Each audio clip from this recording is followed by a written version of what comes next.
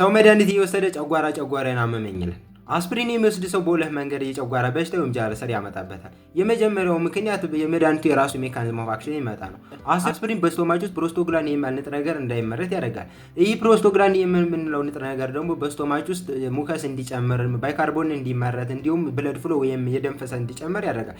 ታዲያ በዚህ ምክንያትም በስቶማች ውስጥ በሚመረተው አሲድ የሆድን የውስጣዊ ሽፋን ወይም ሙከሳውን በአሲድ እንዳይጎዳ ይከላከላል። ነገር ግን አስፕሪን እነዚህ ነገሮች እንዳይመረቱ ስለሚያደርግ በአሲዱ የሆድ የውስጣዊ ሽፋኑ ሙከሳውን በአሲዱ እንዲጎዳ ያደርጋል።